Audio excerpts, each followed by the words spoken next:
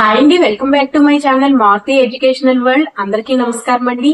ఈ రోజు నేను డిఈడి ఎవరైతే చదువుకుంటున్నారో 2 సంవత్సరాల వాళ్ళకి కూడా ఈ వీడియో అన్నది ఉపయోగపడుతుందండి. అలాగే ఏపీ డిఎస్సికి ఎవరైతే ప్రిపేర్ అవుతున్నారో వాళ్ళకి కూడా ఉపయోగపడుతుంది.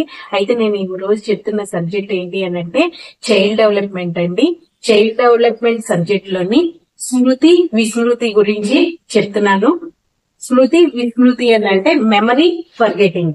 అయితే ఈ స్మృతి విస్మృతి అంటే ఏంటి, నిర్వచనాలు, దాని భావన, అర్థం ఏంటో ఈ రోజు తెలుసుకుందాము. అయితే ముందుగా స్మృతి అంటే ఏంటో తెలుసుకుందాం. వ్యక్తి వికాసంలో మానసిక వికాసం ముఖ్యమైతే ఆ మానసిక వికాసంలో స్మృతి అన్నది చాలా ముఖ్యమైంది. అభ్యసన ప్రక్రియకు స్మృతి చాలా తోడ్పడుతుంది. అనుభవాలను స్మృతి పదంలో ఉంచుకోవడం వల్లే అతని అభ్యసన సామర్థ్యం పెరుగుతుంది. అయితే ప్లేటో అనే శాస్త్రవేత్త మానవుని మనసులో ఒక లక్క ముద్ద లాంటి పదార్థము ఉంటుందని, అది మనిషికి విభిన్నంగా ఉంటుందని, అదే స్మృతిని నిర్ణయిస్తుందని భావించాడు అనమాట. అంటే మనిషికి ఈ మనసులో ఉండే లక్క ముద్ద లాంటి పదార్థము విభిన్నంగా ఉంటుందన్నమాట. మనిషికి అదే స్మృతిని నిర్ణయిస్తుంది. అయితే అరిస్టాటిల్ సృష్టిలో గతము స్మృతి అని, వర్తమానము అవధానము అని, భవిష్యత్తు ప్రతీక్షణ అని భావించాడు. స్మృతి విస్మృతి గురించి శాస్త్రీయంగా మొట్టమొదట పరిశోధనలు ప్రయోగాలు చేసిన వ్యక్తి జర్మనీ దేశస్థుడైన ఎబ్బింగ్హాస్ అనే శాస్త్రవేత్త అన్నమాట. స్మృతి విస్మృతి గురించి ఈయనే మొట్టమొదటగా ప్రయోగాలు పరిశోధనలు చేశాడు. ఎబ్బింగ్హాస్ 1885 సంవత్సరంలో ప్రచురించిన ఆన్ మెమరీ అనే గ్రంథం ప్రయోగాత్మక మనోవిజ్ఞానంలో ఒక మైలురాయి. అయితే ఇప్పుడు స్మృతి నిర్వచనాలు తెలుసుకుందాము. అయితే స్మృతి నిర్వచనాల్ని ఏ శాస్త్రవేత్తలు ఏ విధంగా నిర్వచించారో ఇప్పుడు చూద్దామండి. వుడ్వర్త్ అనే శాస్త్రవేత్త స్మృతిని ఏ విధంగా నిర్వచించారంటే, పూర్వం నేర్చుకున్న దాన్ని జ్ఞప్తికి తెచ్చుకోవడము, పూర్వం నేర్చుకున్న దాన్ని గుర్తుకు జ్ఞప్తికి తెచ్చుకోవడమే స్మృతి అని నిర్వచనాన్ని ఇచ్చారనమాట వుడ్వర్త్ అనే శాస్త్రవేత్త. తన అనుభవాలను మనసులో నిక్షిప్తపరచి మళ్ళీ అవసరమైనప్పుడు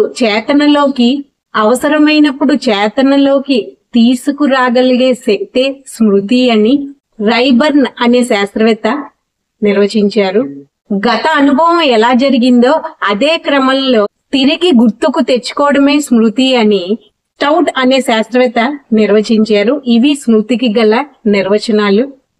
అయితే ఇప్పుడు స్మృతి ప్రక్రియ అంటే ప్రాసెస్ ఆఫ్ మెమరీ ఎలా ఉంటుందో చూద్దాము. స్మృతి ప్రక్రియలో ముఖ్యంగా 3 దశలు ఉన్నాయి. 1 ఎన్కోడింగ్, 2 ధారణ, 3 జ్ఞప్తికి తెచ్చుకోవడము. అయితే ఎన్కోడింగ్ అంటే ఏంటో ఇప్పుడు తెలుసుకుందాము. సాధారణంగా ఒక విషయాన్ని నేర్చుకునేటప్పుడు ఆ అనుభవం లేదా అభ్యసనం వివిధ జ్ఞానేంద్రియాల ద్వారా మన మెదడుకి చేరుతుంది. అది నాడీ వ్యవస్థలో మార్పులు తెస్తుంది అనమాట. అంటే వివిధ జ్ఞానేంద్రియాల ద్వారా మన మెదడుకి చేరుతుంది, అది మన నాడీ వ్యవస్థలో మార్పులు తెస్తుంది. ఈ మార్పే మెదడుపై చిహ్నాలను ఏర్పరుస్తాయి అన్నమాట. ఈ చిహ్నాలనే ఎన్గ్రామ్స్ లేదా న్యూరోగ్రామ్స్ లేదా స్మృతి చిహ్నాలు అని అంటారండి. జాగ్రత్తగా గుర్తుంచుకోండి. ఇవి డిఎస్సికి గాని ఏపీ టెట్ లో గాని ఇవి బిట్స్ గా కూడా రావచ్చు. జ్ఞానేంద్రియ సమాచారాన్ని సంకేత రూపంలో అనువదించి లేదా మార్చి సులభంగా నిల్వ చేయగలదిగా, అవసరమైనప్పుడు పునరుక్తికి ఉపయోగపడేటట్లు చేయగలే ప్రక్రియే ఎన్కోడింగ్ అండి. ఇది ఎన్కోడింగ్ అన్నమాట. అంటే సమాచారంలో ప్రతి అంశాన్ని ఎన్గ్రాముల రూపంలోని నిల్వ చేసి అవసరమైనప్పుడు తిరిగి పొందగలగడం. మన అభ్యసన ఫలితాలు లేదా అనుభవాలు మెదడులో స్మృతి చిహ్నాలుగా ఏర్పడము మన సామర్థ్యాలు, శైలి, గత అనుభవాలు, శిక్షణలు, ఆచరణల ఫలితంగా ఉంటుంది. ఇది ఎన్కోడింగ్ అన్నమాట. నెక్స్ట్ 1 ధారణ. ధారణ అంటే ఇంగ్లీష్ లో రిటెన్షన్ అండి. అభ్యసించిన విషయాంశాలు, మన అనుభవాలు స్మృతి పదంలో కొంతకాలం నిల్వ ఉండడాన్నే ధారణ అని అంటారు. ధారణలో నిల్వ ఉంచడము, భద్రపరచడము అనేది స్మృతి చిహ్నాల బలము, స్పష్టత నాణ్యతలపై ఆధారపడి ఉంటుందన్నమాట. ఎన్గ్రాముల రూపంలో ఉన్న సమాచారాన్ని ధారణ సురక్షితంగా ఉంచి అవసరమైనప్పుడు పునరుత్పత్తి చేస్తుంది. ఇది ధారణ. నెక్స్ట్ వన్ జ్ఞప్తికి తెచ్చుకోవడం అంటే రిట్రైవల్ అన్నమాట. సంకేత రూపంలో భద్రపరిచిన ఎన్గ్రాముల్లోని సమాచారాన్ని తిరిగి అసలు రూపంలో పునరుత్పత్తి చేయడమే రిట్రైవల్ అని అంటాం. అంటే జ్ఞప్తికి తెచ్చుకోవడం అని అంటాం. ఈ ప్రక్రియలో ఎన్కోడింగ్ లో ఉన్న చిహ్నాలు డీకోడింగ్ చేయడం ద్వారా అసలు రూపాన్ని పొందుతాయి. ఇలా స్మృతి ప్రక్రియలో అభ్యసన అంశాలు ఎన్కోడ్ అయిన తర్వాత రిటెన్షన్ లో ఉండడము, డీకోడ్ అయిన తర్వాత రిట్రైవల్ కావడము జరుగుతుంది. ఒక ఉదాహరణతో స్మృతి ప్రక్రియలోని దశల గురించి తెలుసుకుందాము. ఒక తరగతి గదిలో ఒక విద్యార్థి మానవ జీర్ణాశయ పటము, అందులోని భాగాల పేర్లను చదివి నోట్ పుస్తకంలో పటాన్ని గీచి అందులో భాగాలను గుర్తించడం ఇది ఒక మంచి ఉదాహరణ.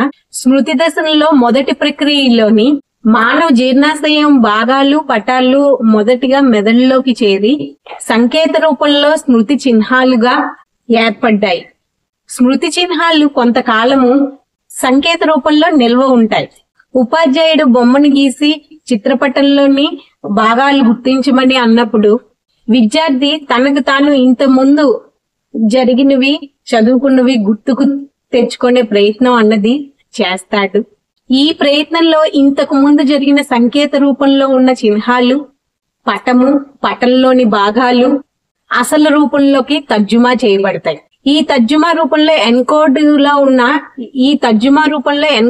లో ఉన్న స్మృతి చిహ్నాలు డీకోడింగ్ చేయబడి పునరుత్పత్తి జరుగుతాయి.